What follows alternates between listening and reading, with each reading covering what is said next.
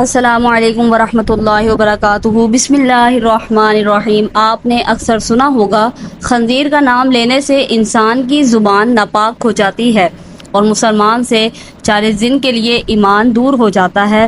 کیا واقعی ایسا ہے؟ کیا واقعی زبان ناپاک ہو جاتی ہے؟ خنزیر حرام ہی کیوں کیا گیا؟ اللہ پاک نے خنزیر کو پیدا کیوں کیا؟ ناظرین، آپ نے اکثر سنا ہوگا کہ مغربی ممالک جان بوجھ کر مسلمانوں میں خنزیر کی چربی یا گوشت سے بنی ہوئی مصنوعات کو عام کرنا چاہتے ہیں۔ اس کی وجہ کیا ہے؟ قرآن اور حدیث کی روشنی میں آپ کو آج کی ویڈیو میں ان سوالات کے جوابات ملیں گے۔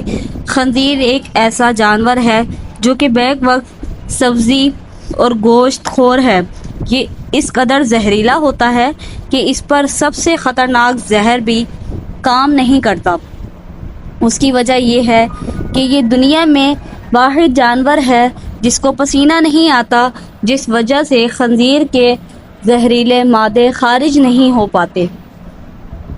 دنیا کا ہر مسلمان یہ تو جانتا ہے کہ خنزیر حرام ہے، لیکن کیوں حرام ہے یہ کم ہی لوگ ہیں جو جانتے ہیں۔ اللہ پاک قرآن پاک میں فرماتا ہے، آپ فرما دیں کہ میری طرف جو وحی بھیجی گئی ہے اس میں تو میں کسی بھی کھانے والے پر ایسی چیز کو جسے وہ کھاتا ہو حرام نہیں پاتا، سوائے اس کے کہ وہ مردار ہو یا بہتا ہوا خون ہو یا سور کا گوشت ہو، کیونکہ یہ ناپاک ہے یا نافرمانی کا جانور جس پر ذبح کے وقت غیر اللہ کا نام بلند کیا گیا ہو۔ پھر جو شخص بھوک کے باعث سخت لاچار ہو جائے، نہ تو نافرمانی کر رہا ہو اور نہ حد سے تجاوز کر رہا ہو، تو بے شک آپ کا رب بڑا بخشنے والا نہایت مہربان ہے۔ سورۃ الانعام 145 میں اس آیت کے علاوہ سورۃ المائدہ کی آیت نمبر 3، سورۃ البقرہ کی آیت نمبر 173 اور سورۃ النحل کی آیت نمبر 115 میں بھی خنزیر کا گوشت کھانا اللہ پاک نے سختی سے منع فرمایا ہے۔ حضرت جابر بن عبداللہ رضی اللہ تعالی عنہ سے ترمذی کی حدیث نمبر 1297 میں روایت ہے کہ حضور کریم صلی اللہ علیہ وآلہ وسلم نے فرمایا، اللہ اور اس کے رسول صلی اللہ علیہ وآلہ وسلم نے شراب، مردار خنزیر اور بتوں کی پوجا کو حرام قرار دیا ہے۔ حضرت جابر رضی اللہ تعالی عنہ کہتے ہیں کہ میں نے پوچھا کہ حضور پاک صلی اللہ علیہ وآلہ وسلم، مردار کی چربی جو کہ کشتیوں پر ملی جاتی ہے یا چمڑے پر لگائی جاتی ہے، اس کا کیا حکم ہے؟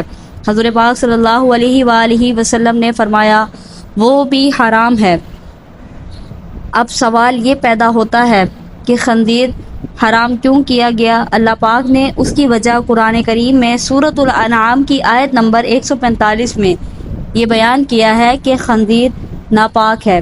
آئیے اب آپ کو خنزیر کی خباثت اور ناپاکی کی وجہ بتاتے ہیں۔ خنزیر سے ایک خاص قسم کی بدبو آتی ہے کہ اس کے پاس انسان کھڑا نہیں ہو پاتا، اسی لیے مغربی دنیا میں اس کے جسم پر ایک خاص قسم کا تیل لگایا جاتا ہے۔ یہ دنیا کا وہ واحد جانور ہے کہ جو دوسروں کی غلاظت کے ساتھ ساتھ اپنی غلاظت بھی کھا جاتا ہے۔ خنزیر اپنی مادہ کے لیے خود دوسرے نر کو پسند کرتا ہے اور ان کو گھیر کر اپنی مادہ کے پاس لاتا ہے اور خود ہی ان دونوں کا ملاپ کرواتا ہے۔ یہ دنیا کا واحد جانور ہے جو کہ ہم جنس پرستی کو بھی بہت پسند کرتا ہے۔ انہی عادات اور خصلتوں کی وجہ سے خنزیر کو قرآن پاک میں ناپاک کہہ کر پکارا گیا ہے، اور یہی وجہ ہے کہ آج خنزیر کو کھانے والوں میں خنزیر کی ہی یہ سب ناپاک عادتیں عام ہو چکی ہیں۔ اسی لیے قرآن اور حدیث میں خنزیر سے کسی بھی قسم کا فائدہ اٹھانے سے سختی کے ساتھ منع کیا گیا ہے۔ روایات موجود ہیں کہ یہ کسی بھی نبی کی امت کے لیے حلال نہیں کیا گیا۔ خنزیر کی پیدائش کے متعلق مشہور روایات ہیں جس کے راوی حضرت ابن عباس رضی اللہ تعالی عنہ ہیں۔ روایت کچھ یوں ہے کہ حضرت عیسیٰ علیہ السلام کے حواریوں نے حضرت عیسیٰ علیہ السلام سے درخواست کی کہ آج کوئی مردہ ایسا زندہ کریں کہ جو حضرت نوح علیہ السلام کے زمانے کا ہو اور وہ ہمیں ان کے حالات سے آگاہ کرے۔ چنانچہ حضرت عیسیٰ علیہ السلام نے ایک قبر پر لاٹھی ماری، جس میں سے ایک نوجوان زندہ ہو کر بیٹھ گیا۔ وہ شخص کہنے لگا کہ حضرت نوح علیہ السلام کی کشتی کی لمبائی 1200 گز تھی اور چوڑائی 600 گز تھی، اور اس کی 3 منزلیں تھیں۔ پہلی منزل پر جانور، دوسری منزل پر انسان اور تیسری منزل پر پرندے تھے۔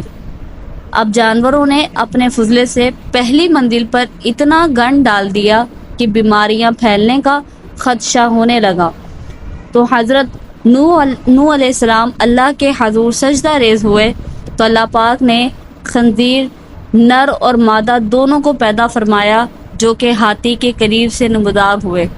وہ فوراً گند اور جانوروں کا فضلہ اور وہ سب گندگی جو جانوروں کی وجہ سے وہاں پھیلی ہوئی تھی کھا گئے، اور وہ سب گند انہوں نے ختم کر دیا۔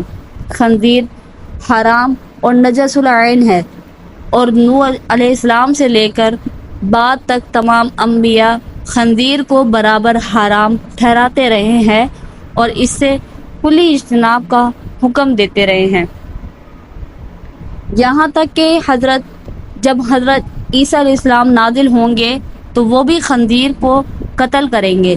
اب بات کرتے ہیں کہ اس جملے کی کہ خنزیر کا نام لینے سے 40 دن تک زبان ناپاک رہتی ہے یا 40 دن تک ایمان دور چلا جاتا ہے۔ آپ کو بتاتے چلیں، ایسی کوئی بھی روایات یا حدیث موجود نہیں ہے، یہ بالکل فاسد ہے۔ اگر نام لیا جائے تو انسان دائرہ اسلام سے خارج نہیں ہوتا، اور 40 دن ایمان سے دور نہیں رہنے والی بات بھی کوئی اصل بات نہیں ہے، یہ باتیں سب بنائی ہوئی باتیں ہیں، ایسا کچھ نہیں ہے۔ ناظرین، قرآن کریم کے اندر خنزیر کا نام بھی ہے، فرعون کا نام بھی ہے اور ابلیس کا نام بھی ہے۔ تو جب بندہ قرآن کریم کی تلاوت کرتے ہوئے ان کا نام لیتا ہے تو ہر حرف پڑھنے پر آپ کو 10 نیکیاں ملتی ہیں۔ یہ غلط بات ہے کہ خنزیر کا نام نہ لیا جائے۔ ہاں، اگر کوئی جان بوجھ کر کہ اس کے نام کی تسبیح شروع کر دے تو وہ غلط بات ہے۔ جدید سائنس نے بھی خنزیر کے گوشت پر تحقیق کے بعد اسے انسانی جسم کے لیے مضر قرار دیا ہے، یعنی کہ نقصان، کہ اس کو کھانے کے بہت سے نقصانات ہیں۔ دوستو، یہ بات ذہن میں رکھیں کہ حضرت آدم علیہ السلام کو جنت سے صرف اسی لیے نکالا گیا تھا کہ انہوں نے اللہ تعالیٰ کی طرف سے منع کردہ درخت کا پھل کھا لیا تھا۔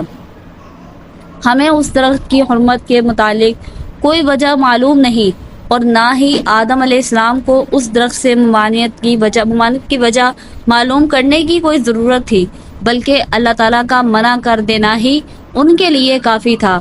بالکل اسی طرح ہمارے لیے اور دیگر تمام مومنوں کے لیے اتنا ہی کافی ہے کہ اللہ تعالیٰ نے خنزیر کو حرام قرار دیا ہے تو وہ ہمارے لیے حرام میں ہی ہے۔ اللہ تعالیٰ نے شراب حرام کی، ہمارے لیے شراب حرام ہے۔ ہم جتنا ہو سکتا ہے ہم شراب سے بچتے ہیں، دور رہتے ہیں۔ اسی طرح ہمارے لیے خنزیر حرام ہے تو ہم خنزیر سے بھی دور رہیں گے۔ تو جو چیزیں ہمارے اسلام میں حرام ٹھہرا دی گئی ہیں، حرام قرار دی گئی ہیں، تو وہ حرام ہی ہیں۔ باقی رہا کہ جو باتیں تھیں خنزیر کو لے کر کہ اس کا نام نہیں لینا چاہیے، یا اس کا نام لے کر انسان مسلمان نہیں رہتا یا اس دائرہ اسلام سے نکل جاتا ہے، تو وہ یہ ساری تفصیل بتانے کا مقصد یہ تھا کہ اس طرح کی باتیں کچھ نہیں ہوتی ہیں۔ اگر ایسا کچھ ہوتا تو قرآن مجید میں ان چیزوں کا نام نہ آتا، کہ فرعون ہو گیا اور خنزیر ہو گیا، فرعون ہو گیا، شراب ہو گئی، ان چیزوں کا نام قرآن پاک میں نہ موجود ہوتا پھر۔ تو امید کرتی ہوں آپ کو ویڈیو اچھی لگی ہوگی اور پسند بھی آئی ہوگی، اور اگر ویڈیو اچھی لگی ہے، پسند آئی ہے، تو ویڈیو کو لائک کریں اور دوسروں کے ساتھ شیئر کریں، اور معلوماتی لگی ہے تو لازمی سے چینل کو سبسکرائب کر کے بیل نوٹیفیکیشن کو آل پر کر لیں تاکہ آپ کو اس طرح کے انفارمیٹیو ویڈیوز اس چینل پر دیکھنے کو ملتی رہے۔